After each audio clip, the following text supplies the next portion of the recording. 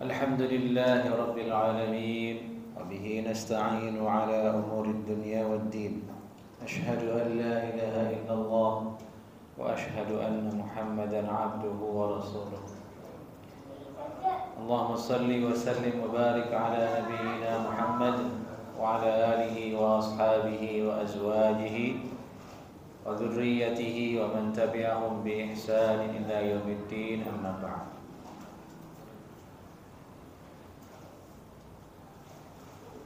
Jamaah hadirin yang kami muliakan, afani Allah wa iyyakum ajma'in. Semoga Allah Subhanahu wa taala memberikan kami dan hadirin semua al-afiyah di dunia dan akhirat. Amin. Di malam ini kita jeda dulu kajian kita di Kitabun Nikah. Kita akan membahas tentang hal-hal terkait tentang Asyura.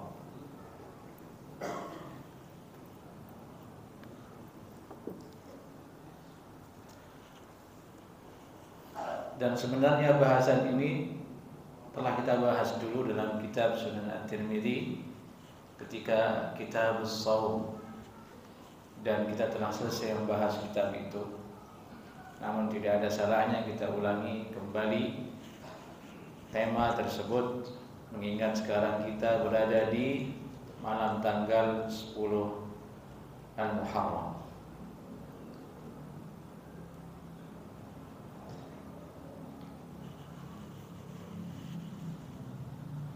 Bahasan pertama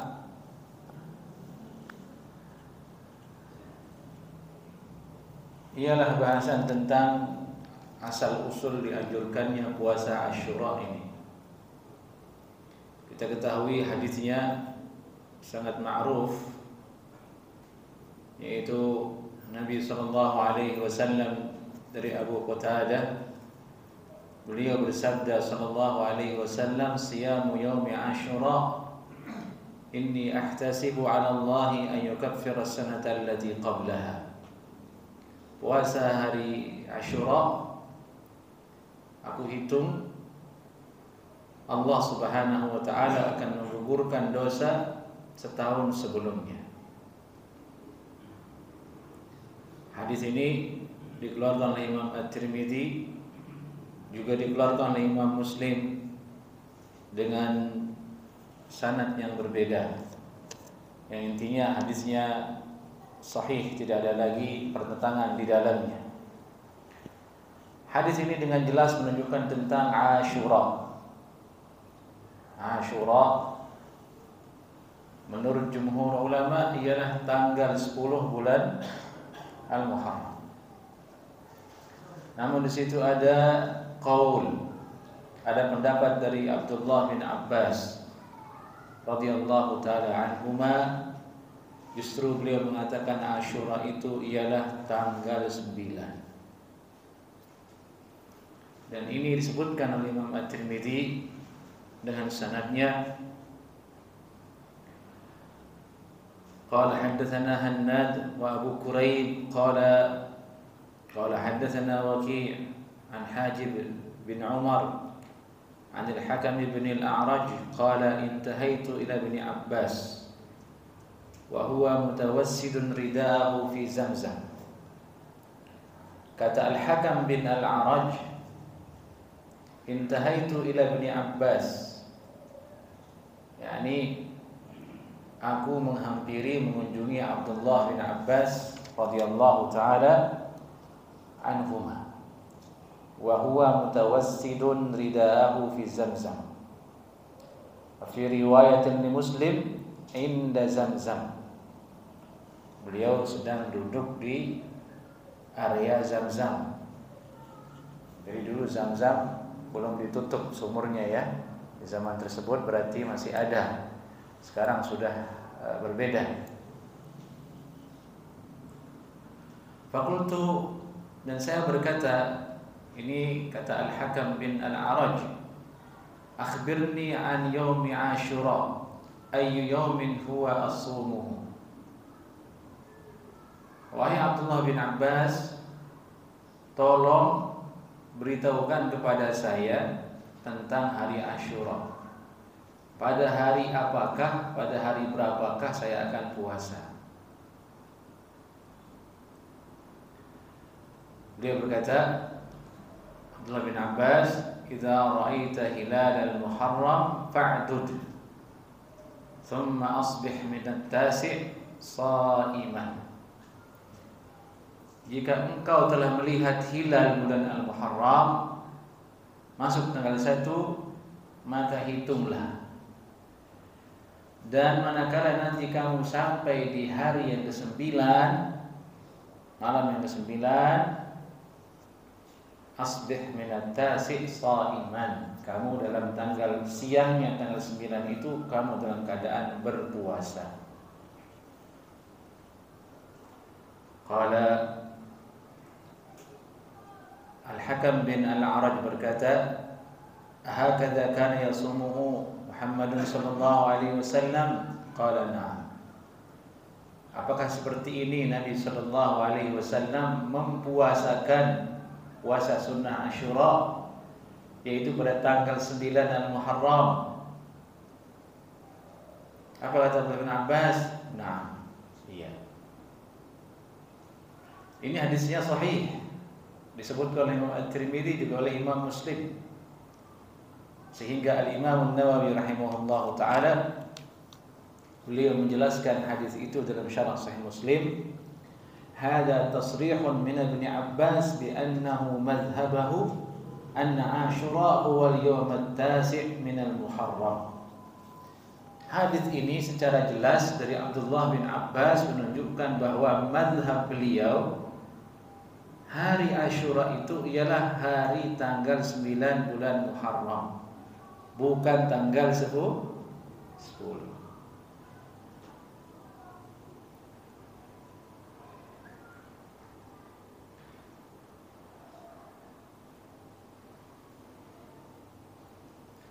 Ini salah satu masail yang ada di dalam hadis ini, dalam masalah Asyura, yakni kapan puasa Asyura. Ibnu Abbas mengatakan tanggal 9. Jumhur ulama mengatakan tanggal berapa? Tanggal 10. Yang unik dalam masalah ini, ikhwah jamaah, kaidah dalam hadis, dalam ilmu hadis, bahwa rawi hadis itu diambil pendapatnya apabila sesuai dengan yang dia riwayatkan.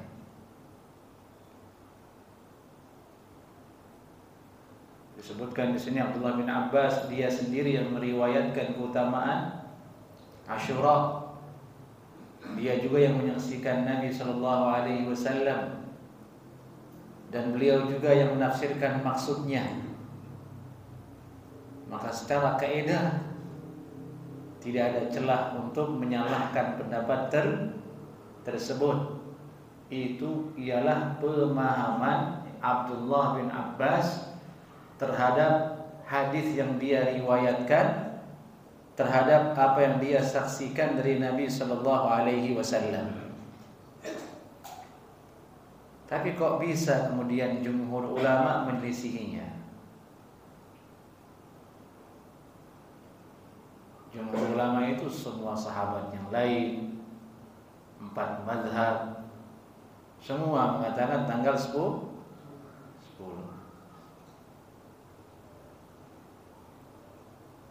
Mereka mengatakan dalam hal ini pendapat Abdullah bin Abbas radhiyallahu taala anhuma tidak diambil, karena menyelisihi hadis yang lebih jelas lagi dari sabda Nabi sallallahu alaihi wasallam bahwa Asyura itu ialah tanggal 10 bulan, bukan tanggal 9. Apa riwayat itu?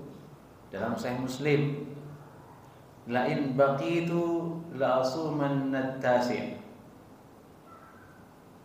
La in baqitu ila qabilin la asumanna at-tasi'." Ini seandainya aku masih hidup tahun depan, aku akan puasa pada tanggal 9. Berarti Nabi SAW pernah melewati bulan Muharram dan puasa bulan Asyura. Yang belum itu ialah Nabi tidak pernah puasa tanggal 9, kan begitu. Dan itu beliau bersabda, kalau seandainya nanti saya masih hidup di tahun depan, tanggal 9-nya saya akan puasa. Nah, riwayat ini kata ulama sangat bertentangan dengan hadis yang tadi yang menjelaskan bahwasanya Abdullah bin Abbas mengatakan Asyura itu tanggal 9. Maka ulama kemudian melihat itu, berusaha mencari jalan. Bagaimana kira-kira caranya supaya riwayat Abdullah bin Abbas ini tidak tabrakan dengan pendapat mayoritas ulama?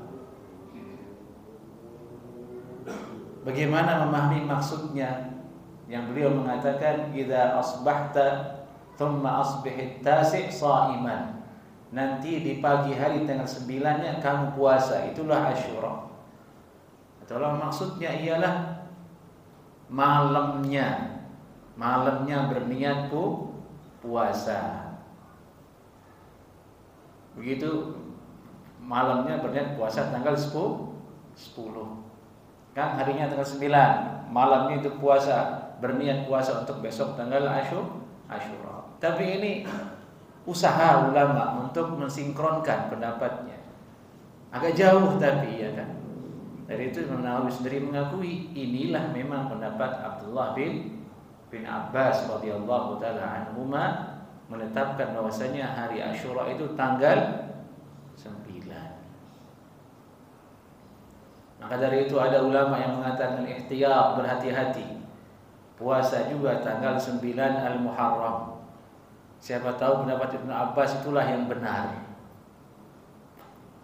Tapi dibantah lagi ulama, tidak perlu berhati-hati. Pendapat jumhur yang benar, Asyura itu ialah tanggal 10 bulan Muharram, bukan tanggal 9 Al-Muharram. Pendapat yang datang dari Abdullah bin Abbas ini bertolak belakang dengan hadis yang tadi yang berbunyi la asuman at-tasi'.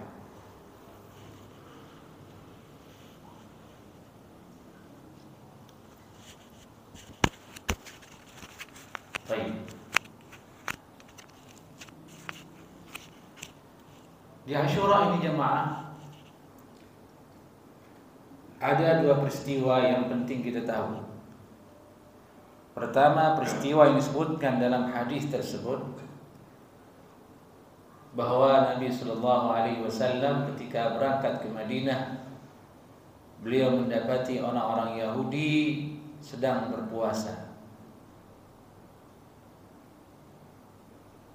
Kemudian Nabi bertanya, kenapa kalian berpuasa?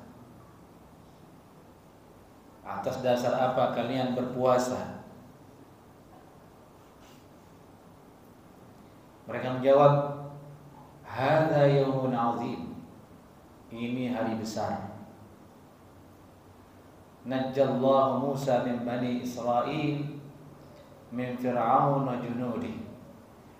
Bertepatan dengan hari seperti ini, Allah Subhanahu wa taala memenangkan Nabi Musa alaihissalam dari musuhnya yaitu Fir'aun dan bala dan tentaranya.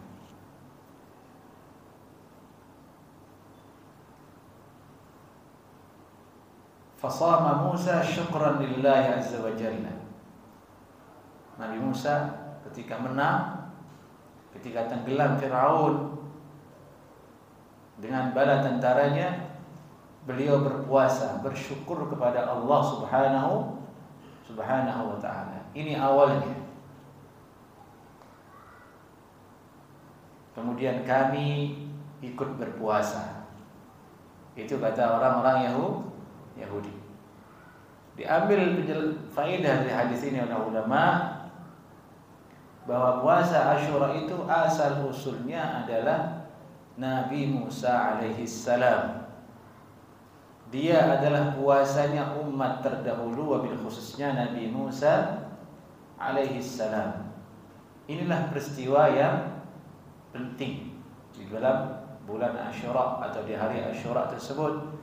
Dan kisah Fir'aun dengan Nabi Musa alaihissalam adalah kisah yang paling banyak dalam Al-Quran. Kalau antum baca Al-Quran dari Al-Baqarah sampai selesai itu, kalau dihitung kisah-kisah yang ada dalam surat dalam Al-Quran, yang paling banyak itu ialah cerita tentang Nabi Musa dengan Fir'aun. Peristiwa yang sangat besar.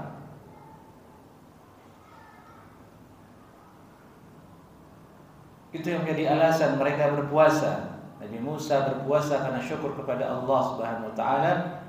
Yahudi ikut berpuasa. Hari kemenangan. Mereka merayakannya dengan cara berpuasa.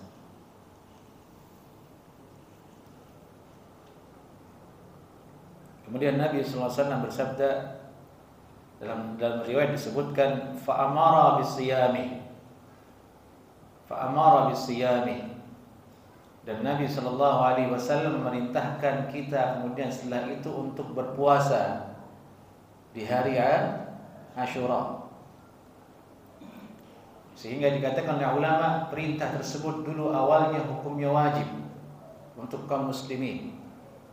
Karena itu terjadi sebelum datangnya kewajiban puasa bulan Ramadan.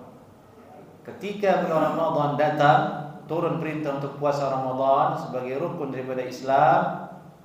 Nabi merubah kemudian perintah.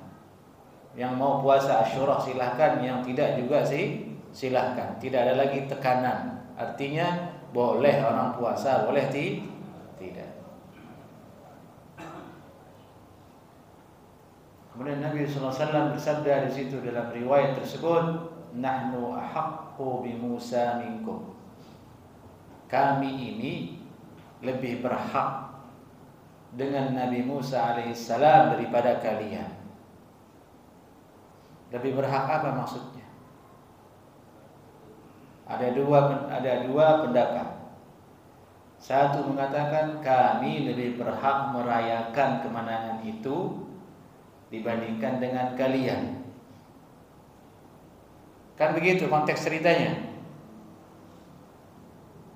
Yang kedua mengatakan kami lebih berhak mengikuti Nabi Musa alaihissalam berpuasa daripada kalian. Ada bedanya atau tidak?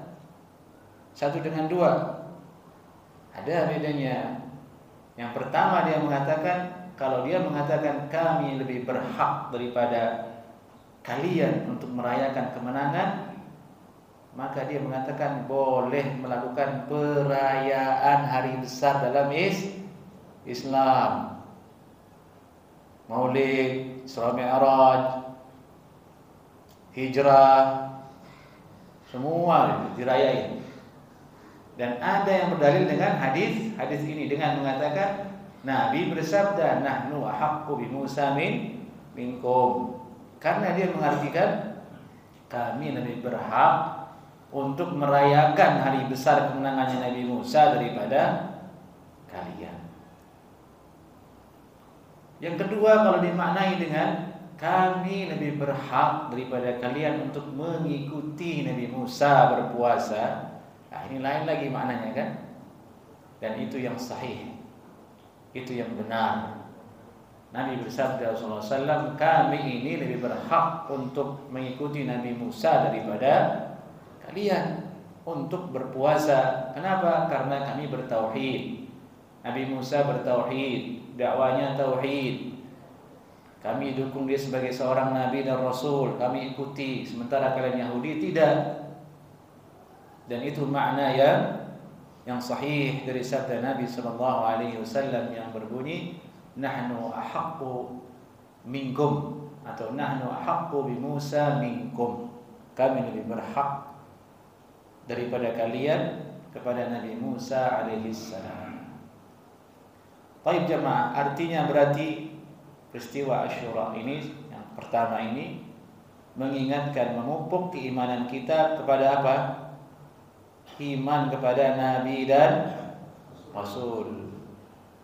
Rukun iman itu apa jemaah? Di antaranya antu'mina billah wa malaikatihi wa kutubihi wa rusulihi.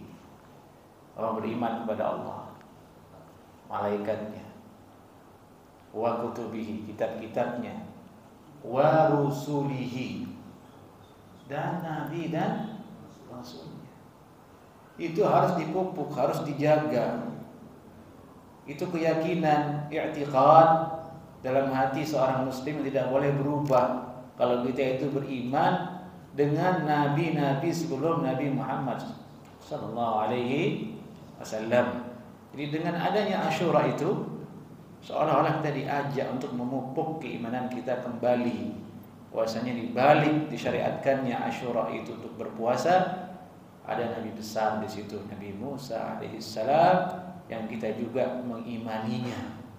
Wajib kita imani dia seorang nabi dan rasul, meskipun kita tidak pernah bertemu, tidak pernah mendengar sabda-sabdanya, tapi kita tahu itu dari firman Allah dalam Al-Quran. Kita tahu itu dari sabda nabinya Muhammad sallallahu alaihi wasallam. Baik. Kemudian di Asyura ini ada perkara-perkara yang ditahdzir oleh ulama. Di antaranya itu ialah perkara anjuran untuk berbagi dan meluaskan orang lain dan keluarga dengan memberikan makan dan harta kepada mereka.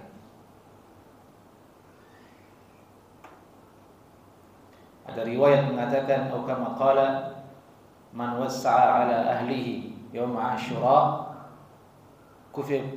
takaffala Allahu lahu tilka sana." Barang siapa yang meluaskan keluarganya, meluaskan artinya keluarganya diberikan hal-hal yang melapangkan hati mereka, diberikan uang, diberikan jalan-jalan seperti hari raya, maka dia akan ditanggung rezekinya oleh Allah di tahun tersebut. Ini hadis palsu ya jemaah. Hadisnya dhaif, bahkan palsu kata ulama. Namun ada sebagian ulama yang mengatakan itu disunnahkan, dan itu perlu kita ingatkan. Itu bukanlah bagian dari sunnah. Dari Asyura itu yang sunnah hanyalah berpuasa. Baik jemaah. Yang kedua, peristiwa kedua di Asyura ini kita teringat dengan perkara yang sebaliknya. Apa itu?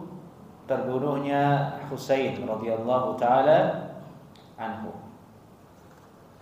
Terbunuhnya cucu Nabi sallallahu alaihi wasallam tepat pada hari Asyura dan hari Jumat. Tahun ini Asyura jatuh pada hari apa? Hari Jumat. Besok 10 Asyura hari Jumat.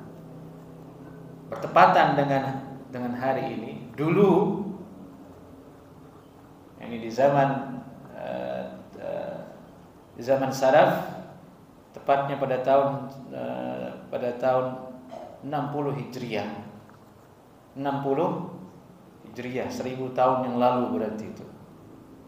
60 Hijriah, di hari yang sama seperti saat ini, di hari Jumat, tanggal 10 Al-Muharram, itu Husain radhiyallahu taala anhu, cucunya baginda Nabi kita Muhammad sallallahu alaihi wasallam, wafat terbunuh.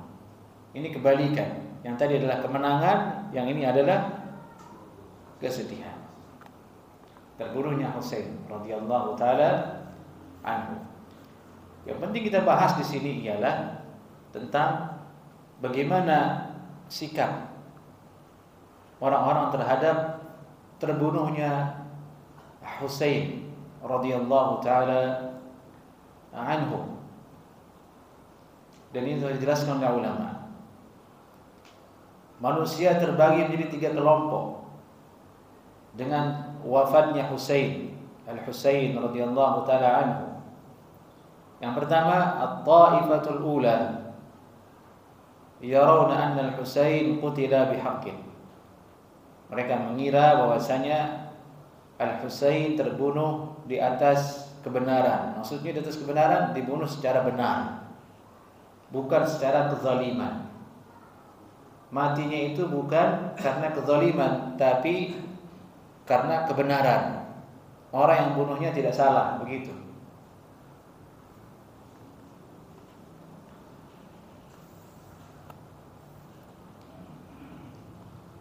Wa annahu kana kharijan 'ala al-imam wa arada an yashqa asal muslimin. Mereka mengira bahwasanya Al-Husain adalah seorang yang khuruj, keluar dari pemimpin, dan dia ingin memecah belah kelompok kaum muslimin.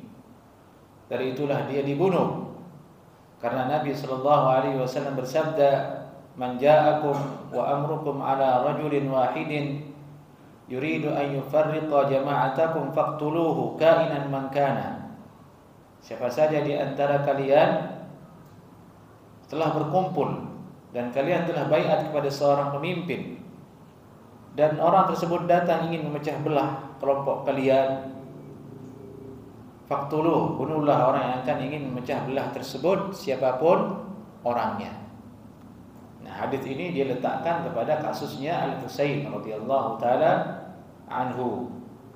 Dia menyangka bahwasanya Al-Husain terlibat dalam kekacauan tersebut. Dia sebagai gembongnya keluar dari pemerintah, akhirnya dia dibunuh.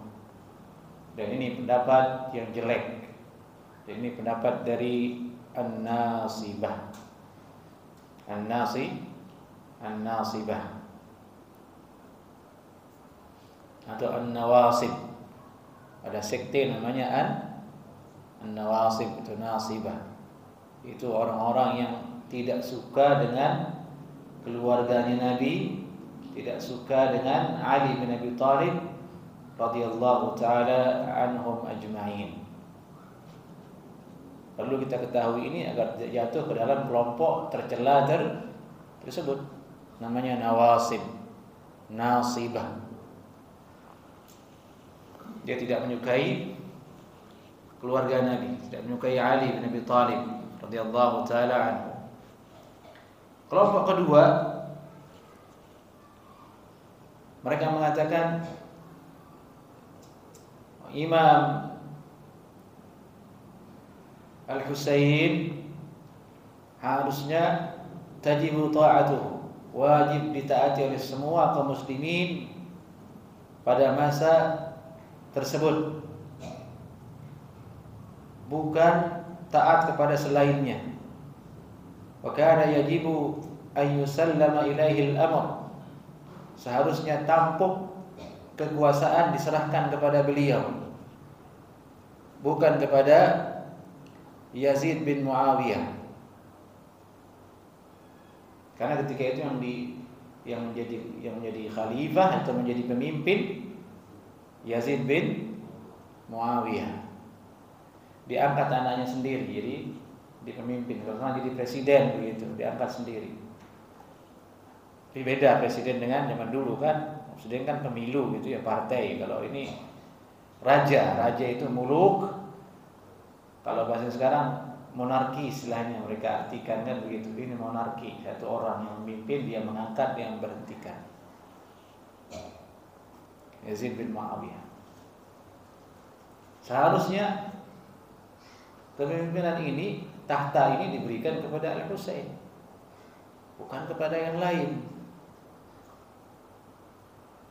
Nah, ini perkataannya siapa? Syiah. Kebalikan dari Nawasib tadi.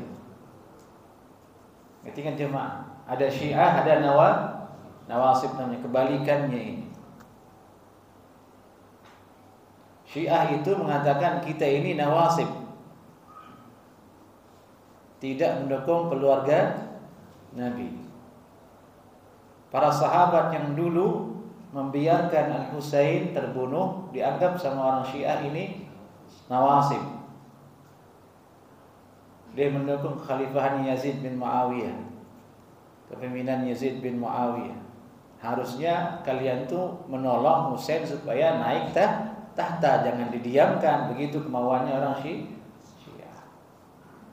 Sehingga ketika terjadi wafatnya Al-Husain, mereka menyalahkan para sahabat, bahkan mengkafirkannya, bahkan menyesatkannya. Nah, inilah kelompok yang paling serem di hari ini kan. Mereka merayakan meninggalnya Husain dengan cara yang di luar akal kita. Memukul-mukul dadanya, anak kecil dilukai kepalanya dengan pisau, disuruh tepuk-tepuk sampai berdarah, dicambuk punggungnya dengan belati sampai berdarah. Jadi ini ritual berdarah di hari ini. Menurut mereka itu sebagai bentuk solidaritas, sebagai bentuk dukungan kepada meninggalnya Husain, maksudnya sedih, berempati. Kenapa itu terjadi? Dia meraung-raung, menangis-nangis, sedih.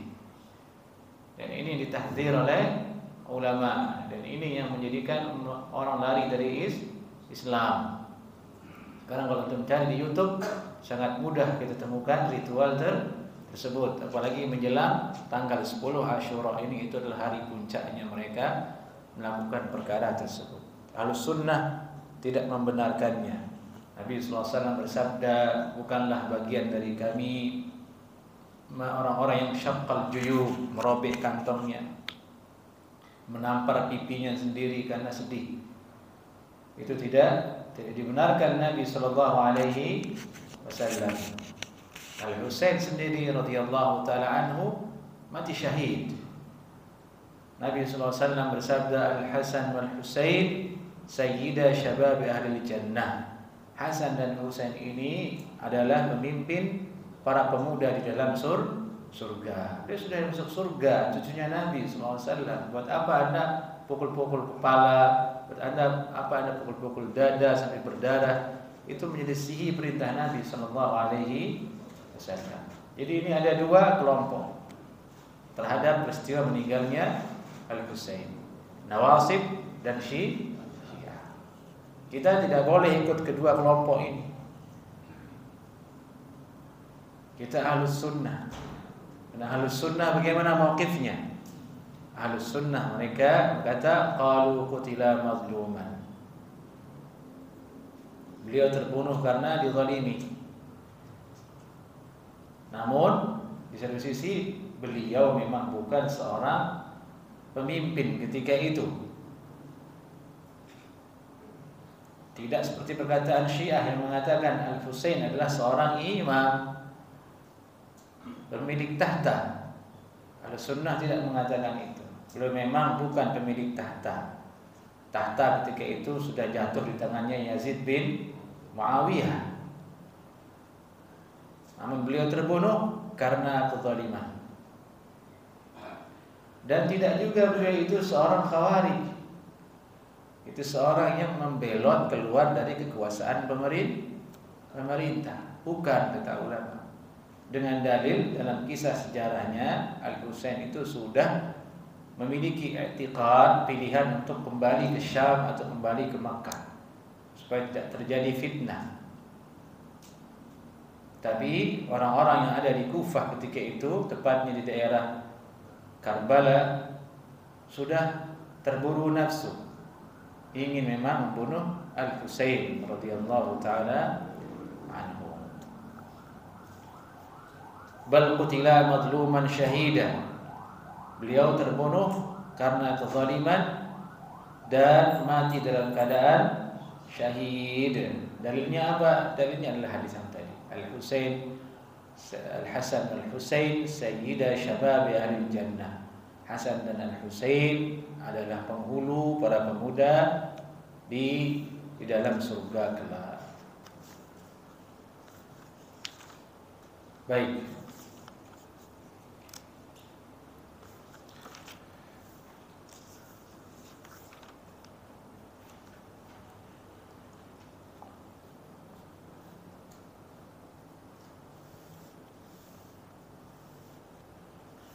Lalu bagaimana mauqif ulama terhadap pemimpin di masa terjadinya huru-hara sehingga berujung dengan meninggalnya Al-Husain? yaitu Yazid bin Muawiyah. Dibahas oleh ulama.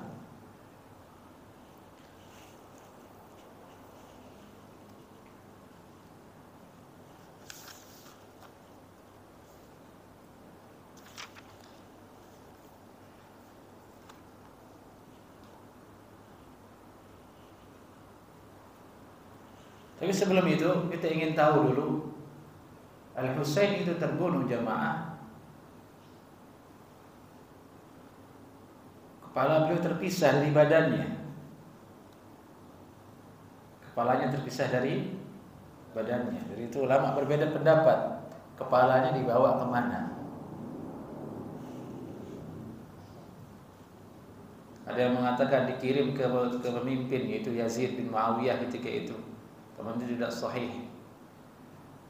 Yang paling sahih katanya kepala beliau dibiarkan tetap di Kufah, di sisi Ubaidillah bin Ziyad, gubernur ketika itu yang menguasai Kufah dan Basrah yang diangkat oleh Yazid bin Muawiyah.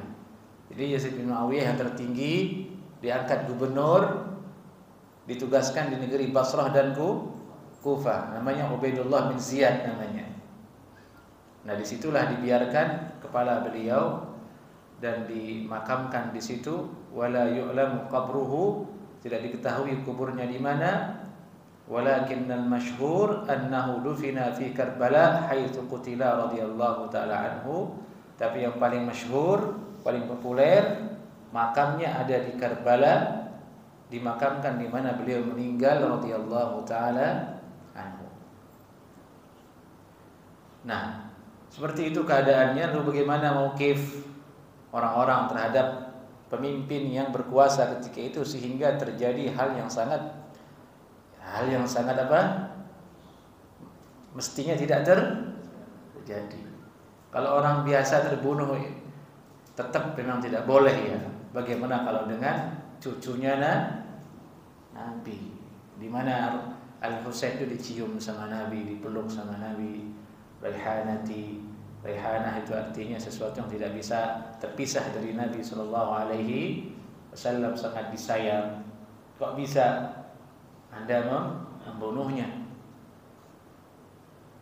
Sehingga di dalam sejarahnya, di dalam kisahnya disebutkan ketika akan dibunuh itu ribuan tentara tidak ada yang berani mendekati Husain. Karena jumlahnya 70 orang yang mengawal Husain, 70 lebih ini mati satu persatu melindungi Al-Husain. Ini tentara ribuan. Ketika dia sendiri, sudah meninggal semuanya, hanya sendiri, itu tidak ada yang berani dekat. Lah ini cucunya Nabi kita membunuh, tidak ada yang berani dekat, tidak ada yang berani. Haibah, wibawa, sampai menjelang asar di hari Jumat itu tidak ada yang berani dekat dengan Al-Husain. Baik. Pertama kata Syekhul Islam Ibnu Taimiyah rahimahullahu taala, an-nasu fi Yazid tarafani wa wasat. Orang-orang dalam masalah Yazid bin Muawiyah ada dua kelompok dan ada yang pertengahan. At-taifatul ula, kelompok pertama itu tata'assab lahu wa tuhibbuhu bal tadda'i fihi an-nubuwah wal ismah. Ada yang fanatik kepada Yazid bin Muawiyah ini dan mencintainya, dan bahkan ada yang terang-terangan mengatakan bahwasanya dia seorang nabi yang maksum. Nah, ini jelas kelompok Nawasib yang sesat. Kelompok yang kedua, tata'assab alaih tubghiduhu, sangat tidak suka, bal tukaffiruhu, sampai akhirnya mengkafirkannya, sampai mengkafirkannya. Wa tara annahu kana munafiqan yudhhirul Islam wa yubtinun nifaq wa yakrahu ar-Rasul sallallahu alaihi wasallam. Sampai-sampai kelompok kedua ini mengatakan dia ini munafik, Yazid bin Muawiyah. Dia hanya menampakkan Islam, namun batinnya itu kafir, nifaq, nah, munafik, dan tidak menyukai Nabi sallallahu alaihi wasallam. Taib. Ikhwan sudah azan, silahkan.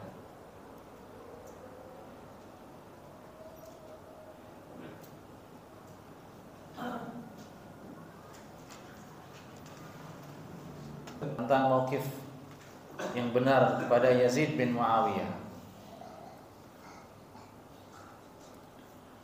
Tadi ada dua kelompok. Yang pertama ta'assub, suka berlebihan sehingga dia mengatakan dia nabi dan lain sebagainya. Yang kedua mengatakan berlebihan juga tapi dalam hal membenci, sehingga dia mengatakan dia kafir, dia munafik. Lalu yang pertengahan apa? Kata Syekhul Islam Ibnu Taimiyah, kedua pendapat tadi batil, adalah pendapat yang batil. Sesungguhnya Yazid bin Muawiyah seorang raja daripada raja-raja kaum muslimin yang ada. La hadza wa la hadza. Tidak kita katakan dia seorang yang sangat baik sehingga mengatakan dia seperti nabi. Tidak juga kita mengatakan dia orang munafik. Dari itu muncul bahasan dalam masalah ini. Ini bahasan penting untuk kita pahami dan bentengi diri kita. Bagaimana hukum melaknat Yazid bin Muawiyah? Tidak boleh melaknat Yazid bin Muawiyah, karena tidak boleh kita melaknat seseorang yang belum jelas keadaannya. Bahwasanya melaknat muayyan adalah perkara yang tidak diperbolehkan di dalam Islam. Sungguhnya agama Allah Subhanahu wa taala tidak dibangun di atas caci maki, tapi dibangun di atas akhlak yang mulia. Tidak boleh kita mencaci maki Yazid bin Muawiyah sebagaimana yang dilakukan kelompok yang menyimpang. Nabi sallallahu alaihi wasallam bersabda, "Sibabul muslim fusuqun wa qitaluhu kufrun." Mencaci maki seorang muslim itu kefasikan, membunuhnya adalah kekufuran. Tidak ada satu orang pun dari kalangan ulama yang mengatakan Yazid bin Muawiyah itu keluar dari Islam. Tidak ada. Tapi ucapan yang paling maksimal itu adalah dikatakan innahu fasiqun. Dia adalah sosok yang fasik. Itu pun kalau benar, kata ulama. Kalau itu benar, dia fasik. Kenapa demikian? Karena telah sabit hadis yang sahih. Awwalu jayshin yaghzuna madinata Qaisar maghfurun lahum. Tentara pertama yang paling pertama menyerang kota Kaisar, dia diampuni oleh Allah Subhanahu wa taala. Jadi ini ada tentara-tentara pasukan mujahidun yang pergi berjihad. Yaghzun Madinah bernama Kaisar. Nabi bersabda terhadap orang-orang tersebut, orang-orang yang paling pertama ikut dalam perang ini diampuni dosanya oleh Allah Subhanahu wa taala. Ini hadisnya sahih dalam Sahih Bukhari. Dan di antara bahkan tentara tersebut dipimpin oleh Yazid bin Muawiyah. Yazid bin Muawiyah. Bayangkan jemaah betapa rumitnya kalau sudah urusan seperti ini, urusan kekuasaan, urusan politik zaman dulu ya. Apalagi kita ini hidup tahun 1000 sekarang. Ini tahun 60 terjadinya di Hijriah, sekarang sudah tahun 1000 berapa itu.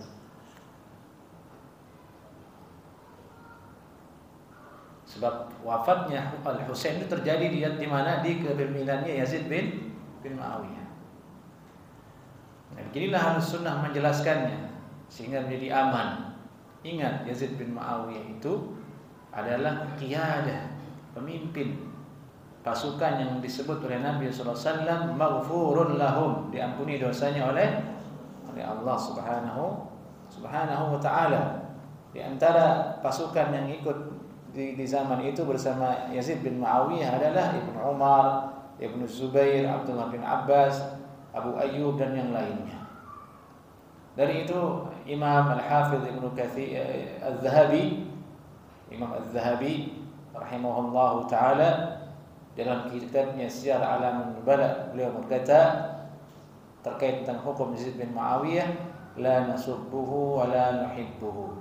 Tidak boleh kita caci maki, tidak juga kita cintai, kata beliau.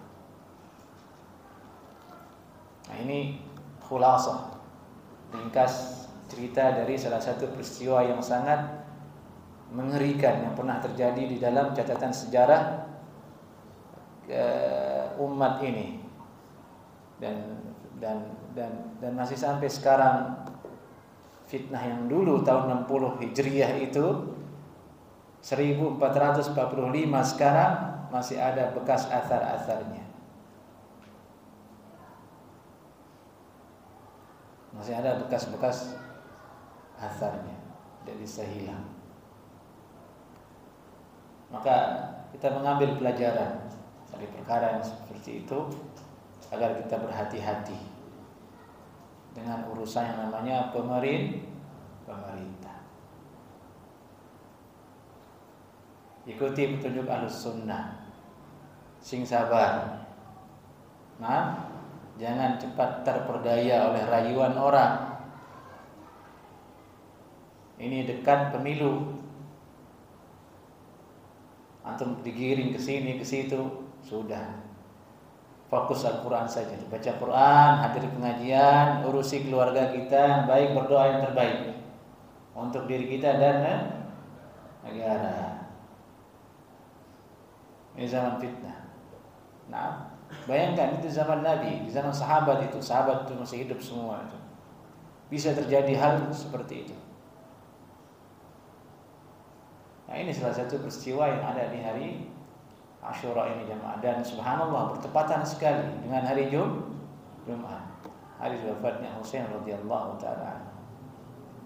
Baik ikhwatul Islam, semoga Allah berikan kita taufik semua untuk besok berpuasa dengan seikhlas-ikhlasnya, dan semoga Allah menerima semua ibadah kita.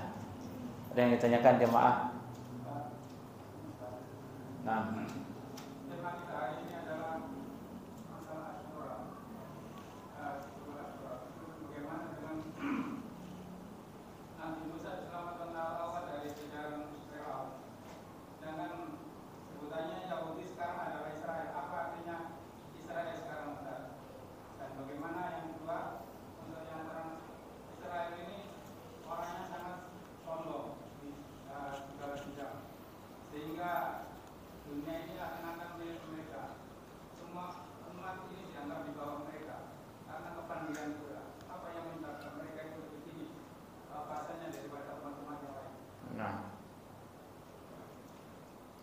Israel yang di hari ini ya ada kaitannya dengan Israel yang dulu, keturunannya iya.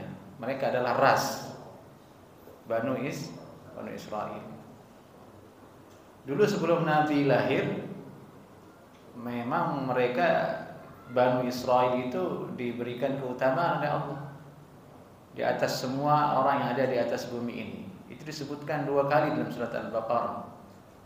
Ya Bani Israil azkuru ni'mati allati an'amtu 'alaikum wa anni faddaltukum 'alal 'alamin. Wahai Bani Israil, ingatlah nikmat Allah atas kalian. Wa anni faddaltukum 'alal 'alamin. Jadi antara nikmat yang paling itu ialah aku utamakan kalian, lebihkan kalian daripada umat yang lain. Itu 2 kali itu disebut dalam Al-Qur'an. Tapi setelah lahirnya Nabi Muhammad SAW tidak lagi. Mami Yahudiin wala Nasrani, tidak ada orang Yahudi, tidak ada orang Nasrani, kecuali dia harus beriman pada Nabi Muhammad SAW. Nah, itu yang dia tidak sukai.